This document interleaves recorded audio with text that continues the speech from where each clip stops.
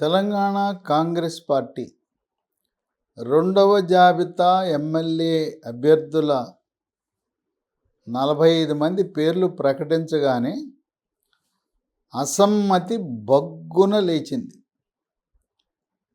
అట్టహాసంగా ఉదయపూర్ డిక్లరేషన్ అన్నారు, రాయపూర్ ప్రకటన అన్నారు. వాటి సారాంశం ఏంటి? కనీసము 5 సంవత్సరాలు పార్టీలో పనిచేసిన వారికి మాత్రమే సీట్లు ఇవ్వాలి. అది ఎక్కడా కూడా ప్రస్తుతం అమలు కాలేదు.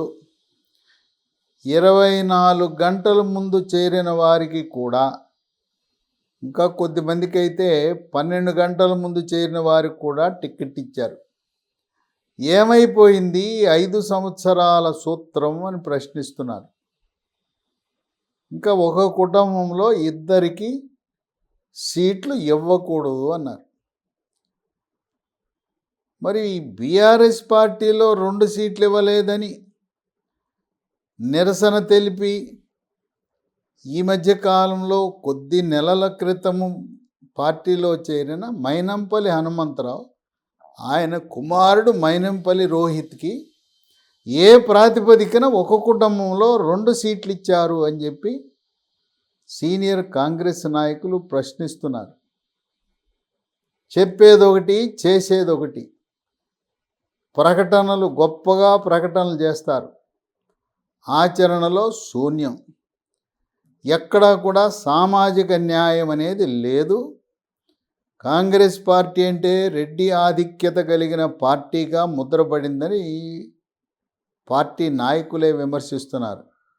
ఎవరో కాదు, సీనియర్ నాయకుడు వి హనుమంతరావే వాపోతున్నాడు. ఇప్పటి వరకు ప్రకటించిన సీట్లలో రెడ్డి సామాజిక వర్గానికి చెందిన వారు 37 మంది ఉంటే దాంట్లో సగం మాత్రమే ఉన్నారు బీసీలు. బీసీలు నేటి వరకు ఉన్న జాబితాలో 18 ఉన్నారు.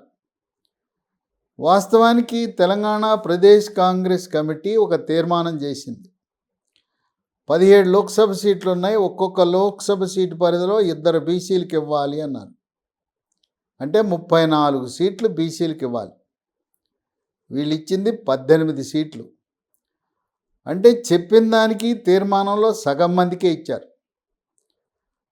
రాష్ట్ర జనాభాలో 60% ఉన్న బీసీలకు 18 సీట్ల, రాష్ట్ర జనాభాలో 6% ఉన్న రెడ్డి సామాజిక వర్గానికి 37 సీట్ల అని బీసీలు ప్రశ్నిస్తున్నారు.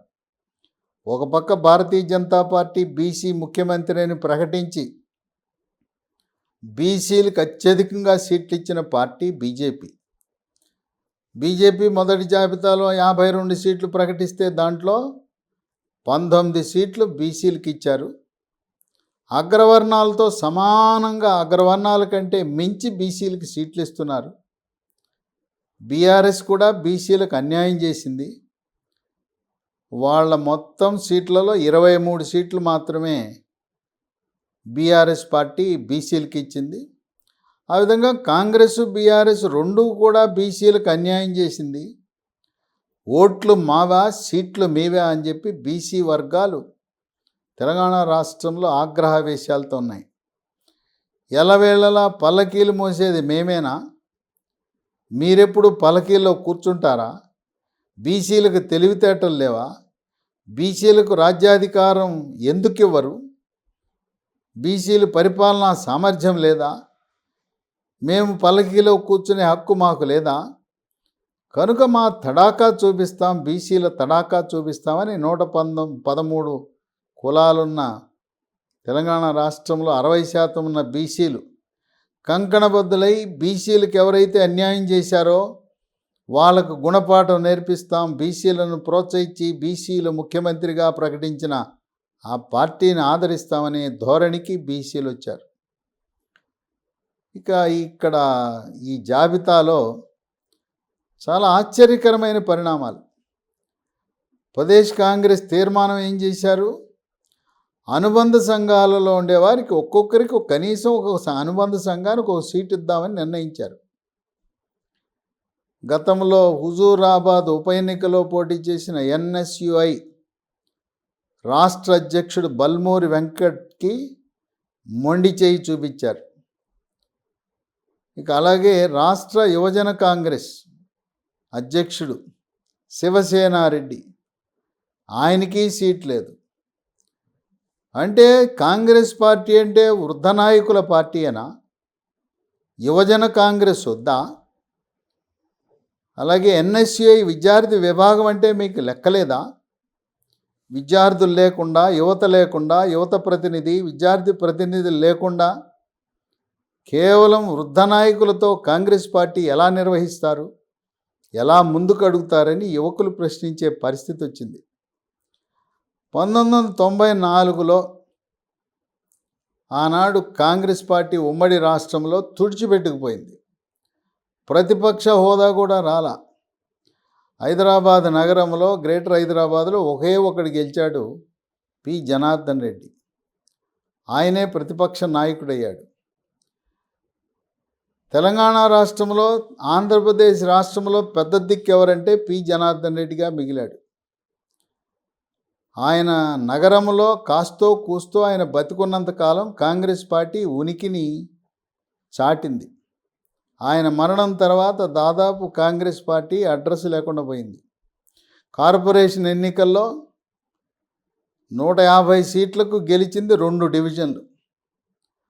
అది మల్కాజిగిరి ఎంపీగా ఉన్న రేవంత్ రెడ్డి, ఆయన పార్లమెంటు పరిధిలో కూడా సీట్లన్నీ ఓడిపోవడం అనేది విశేషం. అటువంటి పి జనార్దన్ రెడ్డి కుమారుడు విష్ణువర్ధన్ రెడ్డి జూబిలీ హిల్స్లో ఆయన పార్టీ సీటు తిరస్కరించారు. అక్కడ అజరుద్దీన్ అనే క్రికెటర్కి ఇచ్చారు. ఆయన ఎప్పుడు ప్రజల దగ్గరికి వెళ్ళడు, ప్రజా సమస్యలంటే తెలవదు.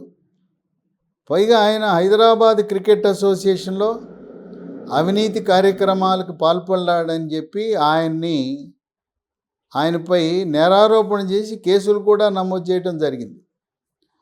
అవినీతి ట్రాక్ రికార్డు కరిగి ప్రజాసేవ అంటే తెలవని వ్యక్తికి ఎలా ఇచ్చాడని విష్ణువర్ధన్ రెడ్డి ప్రశ్నిస్తూ, నా తండ్రి ఈ పార్టీని నమ్ముకున్నాడు, పార్టీని బతికించాడు, నేను కూడా తండ్రి బాటలో 2 సార్లు ఎమ్మెల్యేగా పనిచేసి ఇతర పార్టీల వాళ్ళు నన్ను రమ్మని ఆహ్వానించినా కూడా నా తండ్రి యొక్క ఆత్మ క్షోభించకూడదని చెప్పి కాంగ్రెస్ పార్టీలో కొనసాగితే నాకు తగిన శాస్తి చేశారు, నాకు సీట్ ఇవ్వలేదని చెప్పి నిరసనగా రాజీనామా చేసి ఆయన ఒకటే చెప్పాడు, నేను పోటీ చేస్తున్నా, నా పేరు ఈవీఎం పెట్టి మీద ఉంటుంది, నేను ఎట్టి పరిస్థితుల్లో పోటీ చేయబోతున్నాను, నా అనుచరులతో సంప్రదించి ఏ రాజకీయ పార్టీ తరపున పోటీ చేస్తాను అనేది నా సహచరులు, అనుచరులు, శ్రేయోభిలాషుల యొక్క నిర్ణయం మేరకు ఒక తగు నిర్ణయం తీసుకుంటానని చెప్పాడు.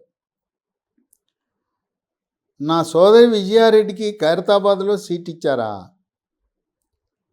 వారసుడు అంటే కూతురు ఎప్పుడు వారసుడు కాదు, కొడుకే వారసుడు అవుతాడు. పైగా నా సోదరి ఆమె నాలాగా ఒక పార్టీని నమ్ముకోలా. ఆమె మధ్యలో టీఆర్ఎస్ పార్టీ కారు పార్టీకి వెళ్ళింది. కారు పార్టీలో ఇప్పుడు కార్పొరేటర్గా ఉంది. కార్పొరేటర్గా గెలిచి మేయర్ పదవిని ఆశించి అక్కడ ఆమెకు భంగపాటు వల్ల పార్టీ మారి కాంగ్రెస్కి వచ్చింది. పార్టీలు మారినా నా సోదరికి టికెట్ ఇస్తారా? పార్టీని నమ్ముకుని నన్ను నిలువునా ముంచుతారా అని చెప్పి విష్ణువర్ధన్ రెడ్డి వాపోతున్నాడు. ఇక ఆయనలాగా అనేక మంది, ఎన్ఎస్యుఐ రాష్ట్ర అధ్యక్షుడు బల్మూరి వెంకట్, రాష్ట్ర యువజన కాంగ్రెస్ అధ్యక్షుడు శివసేనారెడ్డి, ఇక వింతైన ప్రక్రియ మునుగోడు నియోజకవర్గంలో 12 గంటల ముందు చేరిన కోమటిరెడ్డి రాజగోపాల్ రెడ్డిని పార్టీలో చేర్చుకుని ఆయనకు మునుగోడు సీట్ ఇవ్వటాన్ని చలమల కృష్ణారెడ్డి తీవ్రంగా వ్యతిరేకిస్తున్నాడు. ఉప ఎన్నిక తరువాత నేను రంగంలో దిగి ఆర్థిక వనరులు ఖర్చు పెట్టి 176 గ్రామాలలో 150 గ్రామాలు సంచరించి ప్రజలకు దగ్గరగా ఉండి సేవ కార్యక్రమాలు చేస్తున్నాను.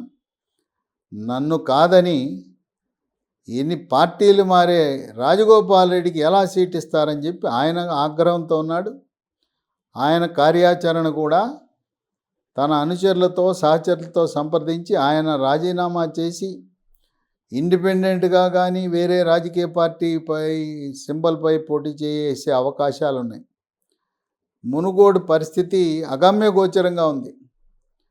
అక్కడ భారతీయ జనతా పార్టీ ఒక బీసీ సామాజిక వర్గానికి చెందిన మాజీ ఎంపీ డాక్టర్ బూరా నర్సయ్య గౌడ్ని గాన రంగంలో దింపితే కోమటిరెడ్డి రాజగోపాల్ రెడ్డి గెలుపు చాలా కష్టం. అక్కడ బీసీలు అధికంగా ఉన్నారు, గౌడ సామాజికం అధికంగా ఉన్నారు. ఈ రెడ్డి సామాజిక వర్గానికి చెందిన ఓట్లు చీలిపోతాయి. చలమల కృష్ణారెడ్డి సహకరించడు. మొన్న ఉప ఎన్నికలో పోటీ చేసిన పాల్వాయి గోవర్ధన్ రెడ్డి కుమార్తె పాల్వాయి స్రవంతి రెడ్డి కూడా సహకరించే అవకాశం లేదు. కమ్యూనిస్టులు అంటిముట్టినట్టున్నారు. ఉప ఎన్నికలో సహకరించిన విధంగా కమ్యూనిస్టులు కూడా సహకరించరు. కనుక డాక్టర్ బూర నరసయ్య గౌడ్ పోటీ చేస్తే ఆయన విజయం నల్లేరు మీద నడక. కోమటిరెడ్డి రాజగోపాల్ రెడ్డి ఈ గెలుపు అనుమానాస్పదమే అని విశ్లేషకులు భావిస్తున్నారు. ఇక ఆదిలాబాద్ జిల్లాకు వెళ్తే ఆదిలాబాదు సీటు అక్కడ నమ్ముకున్న బీసీ ఎంతో కాలంగా కాంగ్రెస్ పార్టీలో పనిచేస్తున్న సుజాతను వదిలేసి బీజేపీ పార్టీలో చేరి బీజేపీలో టికెట్ రాదని ఆఖరి నిమిషంలో పార్టీ మారి కాంగ్రెస్లోకి వచ్చిన కంది శ్రీనివాసరెడ్డికి ఎలా సీట్ ఇస్తారని చెప్పి సుజాత ప్రశ్నిస్తూ ఉంది. అక్కడ కూడా ముసలం ప్రారంభమైంది. బీసీలందరూ కూడా తిరుగుబాటు చేసే పరిస్థితి వచ్చింది. ఆసిఫాబాద్లో సరస్వతి, ఇక వరంగల్ వెస్ట్లో జంగా రాఘవరెడ్డి సీనియర్ నాయకుడు, ఆయన కూడా అసంతృప్తితో ఉండి ఆయన కూడా తిరుగుబాటు బావుట ఎగరేస్తున్నాడు. ఈ విధంగా అనేక మంది నాయకులు సీటు రాలేదని తిరుగుబాటు బావుట ఇస్తున్న తరుణంలో కాంగ్రెస్ పార్టీ విజయం సాధించడం చాలా కష్టతరం. అయినా తెలంగాణ రాష్ట్ర ఓటర్లు ఓటే అడుగుతున్నారు. మేము మా ఓటు కాంగ్రెస్కి వేస్తాం, ఎమ్మెల్యేగా గెలిపిస్తాం. ఈ గెలిచిన ఎమ్మెల్యే బీఆర్ఎస్ పార్టీకి, కారు పార్టీకి, కేసీఆర్కి అమ్ముడు పోకుండా ఉంటాడని ఎవరైనా గ్యారంటీ ఇస్తారా? 2018 ఎన్నికల్లో 19 మందిని గెలిపిస్తే 12 మంది అమ్ముడు పోయారు. కేసీఆర్ కొనుక్కున్నాడు, వాళ్ళకి మంత్రి పదవులు ఇచ్చాడు, పదవులు ఇచ్చాడు, కాంట్రాక్టులు ఇచ్చాడు, డబ్బులు ఇచ్చాడు. దాని మీద ఏం చర్య తీసుకుంది జాతీయ కాంగ్రెస్ కానీ రాష్ట్ర కాంగ్రెస్ కానీ? వాళ్ళపై చర్యలు శూన్యం. అందువల్ల తెలంగాణ రాష్ట్ర ఓటర్లు కాంగ్రెస్ పార్టీకి వేయాలంటే వీళ్ళు అమ్ముడుపోతారనే భయం ఉంది. ఇటువంటి రెడ్డి ఆధిక్యత ఉన్న పార్టీ వీళ్ళు మనకి సామాజిక న్యాయం ఏం చేస్తారు? పైగా యువతను పూర్తిగా సీట్లు లేకుండా చేశారు. వృద్ధ నాయకులకు, తర్వాత ఇంకో పదము ఈ సీట్లు రాని వాళ్ళు వాడుతున్నారు, పారాచూట్ నేతలు అన్నారు. అంటే అసలు పార్టీలో పని చేయకుండా 5 సంవత్సరాలు కాంగ్రెస్ పార్టీ జెండా భుజాన పెట్టుకుని నడుస్తూ ఎన్నో ధర్నాలు ఉద్యమాలు చేస్తూ వాళ్ళను కాదని ఆకాశం నుంచి ఊడిపడిన నేతలు ఎన్నికల సమయంలో సీటు కోసం వచ్చి సీటు పొందినవారు పారాచూట్ నేతలు అన్నారు వాళ్ళు. ఇక తర్వాత రేవంత్ రెడ్డి మీద అనేకమైన ఆరోపణలు వచ్చినాయి. ఆయన చంద్రబాబు నాయుడు చెప్తే వెళ్ళి ఒక ఎమ్మెల్యేను కొనుగోలు చేసే విషయంలో, ఓటుకు నోటు కేసు విషయంలో రేవంత్ రెడ్డి జైలుకి వెళ్ళాడు. ఆ రోజు ఓటుకు నోటు, ఈరోజు నోటుకు సీట్లు అమ్ముకున్నాడనే ఆరోపణ రేవంత్ రెడ్డిపై బలంగా వినిపిస్తూ ఉంది. ఈ సీట్లు రాని వాళ్ళందరూ కూడా గతంలో 2014లో నిర్మల్లో ఇప్పుడు ప్రస్తుత మంత్రిగా ఉన్న ఇంద్రకరణ్ రెడ్డికి కాంగ్రెస్ పార్టీ సీట్ ఇవ్వాల. ఆయన ఏం చేశాడు, ఆయన బీఎస్పీ ఏనుగు పార్టీ తరపున పోటీ చేసి 2014లో బీఎస్పీ తరపున గెలిచి తరువాత టీఆర్ఎస్ పార్టీలో చేరాడు. అదేవిధంగా సిరిపూర్ కాగజ్నగర్లో 2014లో కోనేరు కోనప్ప ఆయనకు కూడా కాంగ్రెస్ పార్టీ మోసం చేస్తే ఏనుగు పార్టీ బీఎస్పీ పార్టీలో చేరి విజయం సాధించి తదుపరి టీఆర్ఎస్ పార్టీలో చేరాడు. 2018లో కోరుగంటి చందర్ ఆయన All India Forward Bloc party తరపున పోటీ చేసి గెలిచిన తర్వాత ఆయన టీఆర్ఎస్ పార్టీలో చేరాడు. అందువల్ల గత చరిత్రను చూస్తే ఈ సీటు రాని ప్రముఖులు కాంగ్రెస్ నాయకులు ఇండిపెండెంట్గా పోటీ చేయటం కంటే కూడా గత చరిత్రను బట్టి బీఎస్పీ పార్టీ తరపున కానీ ఫార్వర్డ్ బ్లాక్ తరపున కానీ గుర్తింపు కలిగిన రాజకీయ పార్టీగా పోటీ చేసే అవకాశాలు అధికంగా ఉన్నాయని విశ్లేషకులు భావిస్తున్నారు. కాంగ్రెస్ పార్టీ ఎక్కడో కర్ణాటకలో విజయం సాధించిందని, తెలంగాణ రాష్ట్రంలో విజయం సాధిస్తుందని నమ్ముకున్నారు. అసలు ఆలి లేదు సూలి లేదు, అల్లుడి పేరు సోమలింగం అనే విధంగా ఇప్పుడే ముఖ్యమంత్రి అభ్యర్థులుగా ప్రకటించేసుకుంటున్నారు. రేవంత్ రెడ్డి నేను పిసిసి అధ్యక్షుడిని, అందువల్ల నేనే కాబోయే ముఖ్యమంత్రి ఆయన ఏకంగా ముహూర్తం పెట్టేశాడు. డిసెంబర్ 9 ఎల్బీ స్టేడియంలో ప్రమాణ స్వీకారం. ఆ రోజు 6 గ్యారెంటీలకు సంతకం పెడతా, మీరందరూ ప్రమాణ స్వీకారానికి రండి అని ఆయన ముందే ప్రకటించేశాడు. ఇక జానారెడ్డి ఇంకొక అడుగు ముందు వేసి అసలు నేను ముఖ్యమంత్రి పదవి కోరటం ఏంటి, ముఖ్యమంత్రి పదవే నా దగ్గరకు నడుచుకుంటూ వస్తుందని ఆయన ప్రకటనలు చేయటం. ఇక ఉత్తమ్ కుమార్ రెడ్డి నేనేం తక్కువ తిన్నానా, నాకున్న సీనియారిటీ అనుభవాన్ని బట్టి నేను కూడా సమర్థుడైన ముఖ్యమంత్రి కాబోతున్నాను ఆయన. ఇక కోమటిరెడ్డి వెంకటరెడ్డి నేను ఈ పార్టీలో ఇంత సేవ చేశాను, నేనేం తక్కువ తినలేదు, నేను కూడా ముఖ్యమంత్రికి అర్హుడినే అని ఆయన. ఇక జగ్గారెడ్డి ఆయన విజయదశమి సందర్భంగా నేను కూడా ముఖ్యమంత్రి అభ్యర్థినే, నాకు అన్ని అర్హతలు ఉన్నాయని చెప్పి వీళ్ళందరూ ప్రకటనలు చేసుకున్నారు. ఇక బీసీల తరపున వి హనుమంతరావు, మరి మధు యాష్కి గౌడ్, పొన్నం ప్రభాకర్ ఈ బీసీ పీఠము అది ముఖ్యమంత్రి పదవిని ఆశిస్తున్నారు. ఎస్సీల్లో సిఎల్పి నేత బట్టి విక్రమార్క, ఆయనతో పాటు మాజీ ఉప ముఖ్యమంత్రి దామోదర్ రాజనరసింహ. ఇక ఎస్టీల్లో బలరామ నాయక్, మైనారిటీల్లో షబ్బీర్ అలీ. ఎంతమంది ముఖ్యమంత్రులు ఉన్నారు, అసలు ఇంకా నామినేషన్లు వేయలేదు, ఇక ఇప్పుడే తన్నుకుంటున్నారు, ముఖ్యమంత్రి పదవి కోసం తన్నుకుంటున్నారు. ప్రజలందరూ గమనిస్తున్నారు. అన్నా వీళ్లకు పదవి ఇస్తే ఈ ముఖ్యమంత్రి పదవి కోసం ఇప్పటి నుంచే తన్నుకుంటున్నారు.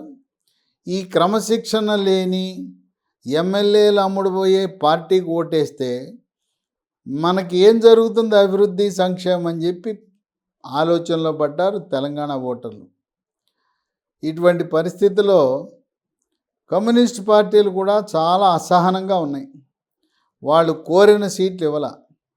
సిపిఐ పార్టీ కొత్తగూడెం ఇచ్చారు, ఆ చెన్నూరు అనేది ఇచ్చారు. ఆ చెన్నూరులో అసలు సిపిఐ పార్టీకి ఉనికే లేదు. ఇక సిపిఎంకి మిర్యాలగూడ ఇచ్చారు. సిపిఐ తరపున కొత్తగూడెంలో సాంబశివరావు రాష్ట్ర కార్యదర్శి పోటీ చేస్తాడు. సిపిఎం తరపున మిర్యాలగూడలో జోలకంటి రంగారెడ్డి పోటీ చేస్తాడు. సిపిఎం రెండవ సీటు గురించి ఇంకా తేల్చలా. ఖమ్మం జిల్లాలో వైరా కానీ